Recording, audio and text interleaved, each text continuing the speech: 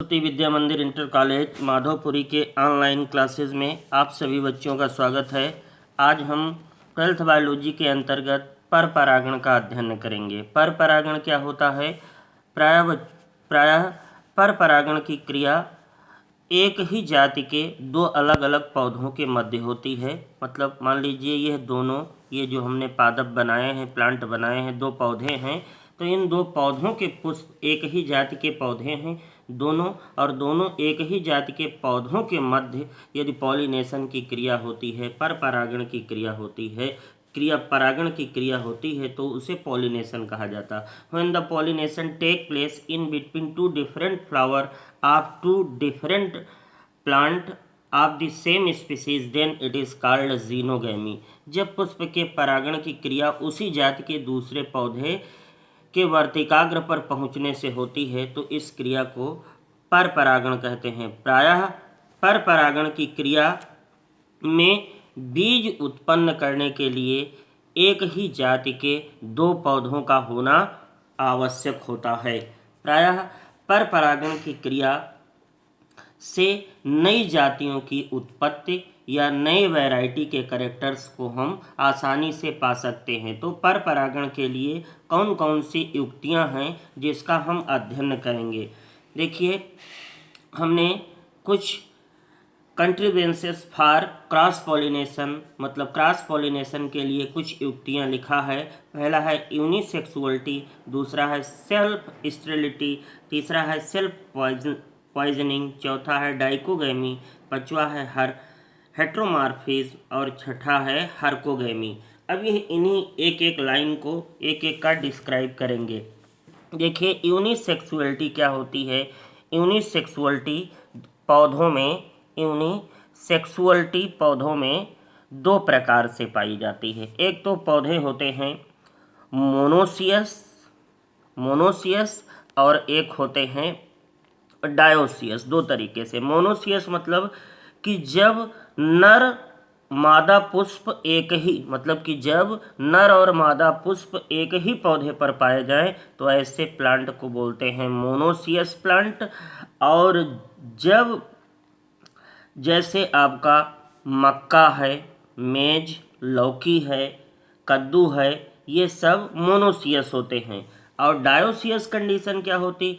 जब नर और मादा पुष्प अलग अलग पौधों पर पाए जाएं तो इस कंडीशन को डायोसियस कहते हैं। जैसे आपका पपीता इसका बड़ा अच्छा एग्जाम्पल है। जो ये तो पहला कंडीशन था क्रॉस पॉलिनेशन के लिए यूनिसेक्सुअलिटी। नंबर दूसरा है आपका सेल्फ स्टेरिलिटी। सेल्फ स्टेरिलिटी क्या होती है?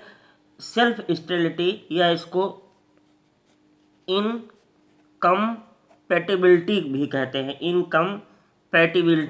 पैटिबिलिटी भी कहते हैं। इसमें क्या होता है कि कोई मान लीजिए पुष्प है तो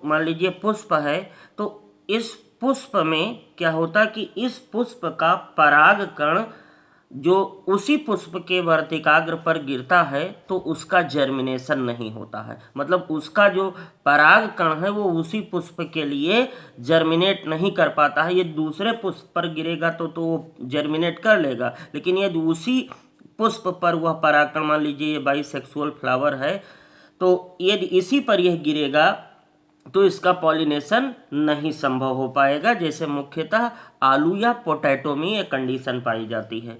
नंबर तीसरा है सेल्फ पॉइजनिंग। ये क्या होती है? सेल्फ पॉइजनिंग मतलब कि जब किसी भी पुष्प के परागकण उसी के वर्तिकाग्र पर विष की तरीके से कार्य करें। मान लीजिए कोई पुष्प है और उसका परागकण उसी पर गिरा तो उसका जो परागकण होगा उसके लिए विष का, पॉइजन का काम करेगा। तो इस कंडीशन को बोलते हैं सेल्फ पॉइजनिंग। और यह मुख्यतः आर्किड के पौधे में सेल्फ पॉइजनिंग देखी गई है।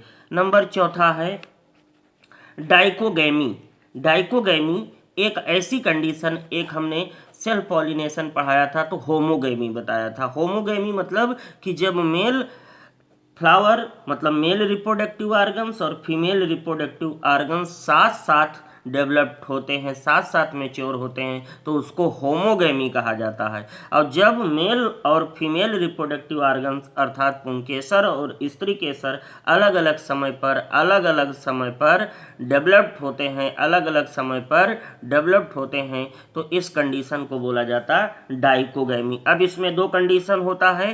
पहला होता है प्रोट्रेंड्री मतलब इसमें क्या होता, पराग कोश के अंदर क्या बनते, पराग कोश। तो पराग कोश का विकास अंडाशय से पहले हो जाता। जैसे आपका इसका एग्जाम्पल है गुड़हल है, और कंपोजिटी कुल के सूरजमुखी हैं, गेंदा है, सूरजमुखी गेंदा, धनिया, इन सब में पराग कोश का विकास अंडाशय से पहले होता। तो इस कंडीशन को प्रोट्रेंड्री कहते हैं, ऐसे फ्लावर को प्रोट्रेंड्रस कहते हैं। अब प्रोटोगाइनी मतलब कि जब अब यहाँ पराग कोश का विकास अंडाशय से हुआ था, तो इसका उल्टा हो जाएगा, यहाँ अंडाशय का विकास पहले हो जाता है और पराग कोश का बाद होता, अर्थात मादा जननांग पहले विकसित हो जाते, नर बाद में होता। जैसे आपका पीपल है, बरगद है, शरीफा आपने इसका नाम सुना होगा, कस्टर्ड एपिल इसका नाम है, एनोना एस्कोमोसा, इसका बॉटनिकल नेम है एनोना एस्कोमेसा। यह एक प्रकार का बेरी फल है, ये कई बार पूछा गया है, तो शरीफा में पाई जाती है। अब हेट्रोमॉर्फिज्म एक कंडीशन होती है। हेट्रोमॉर्फिज्म मतलब कि जब पराग कोश अर्थात एंथर और स्टिग्मा की स्थिति अलग अलग होती है, तो इस कंडीशन को बोलते हैं हेट्रोमॉर्फिज्म। ये दो तरीके से होती है। इसमें होती है हेट्रो मीन्स विषम, एंथी मीन्स पराग कोश, अर्थात पुंकेसर की लंबाई भिन्न हो तो हेट्रोएंथी, और हेट्रो मीन्स विषम, स्टाइली मीन्स स्टाइल, अर्थात वर्धिका अलग अलग लंबाई की पाई जाए तो इसको बोलते हैं हेट्रोस्टाइली। अब अगला और है हेट्रो। अब एक कंडीशन और है जो बहुत पूछा जाता है, जिसको बोलते हैं हार्कोगैमी बोला जाता है। हार्कोगैमी क्या होता कि जब क्या नाम है होमोगैमी फ्लावर के फ्लोरल पार्ट में, मतलब कि जब होमोगैमस मतलब कि जब साथ साथ नर और मादा जननांग एक साथ विकसित होते हैं, तो फ्लोरल पार्ट्स में कुछ ऐसे, मतलब कि जब मान लीजिए पुंकेसर और स्त्री केसर ये दोनों साथ साथ डेवलप्ड होते हैं, तो फ्लोरल पार्ट में मतलब पुष्प के कुछ भागों में एक ऐसा प्रकार का अनुकूलन हो जाता है, एडाप्टेशन हो जाता है, जिसके कारण उनमें सेल्फ पॉलिनेशन नहीं हो पाता है। मतलब हार्कोगैमी को बोलते हैं अनात्म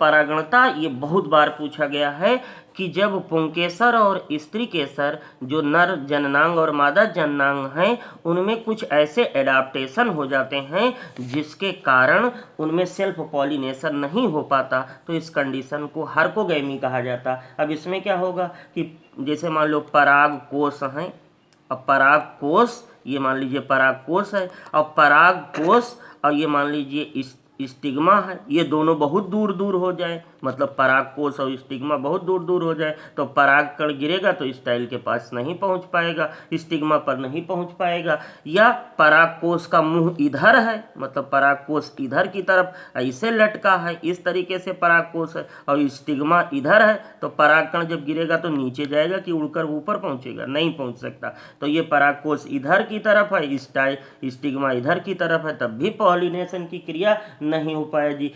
पराग मतलब पॉलेन चेंबर और स्टिग्मा के बीच में ज़्यादा दूरी होगी, तब भी पॉलिनेशन की क्रिया संभव नहीं हो पाती है। तो हम अगले वीडियो में एजेंसी मतलब कि जो पर परागण है वो माध्यम के द्वारा होता है, क्योंकि देखिए जैसे हमने दो पौधे बनाए हैं और दोनों पौधों के बीच पुष्प बना दिए हैं, तो इसको पर परागण के लिए मान लीजिए ये मक्खी है, मक्खी के द्वारा या ततैया बर्रे के द्वारा या मधुमक्खी के द्वारा पॉलिनेशन हो रहा है, तो इसमें माध्यम होता है। तो विभिन्न प्रकार के माध्यम का अध्ययन अगले वीडियो में करेंगे।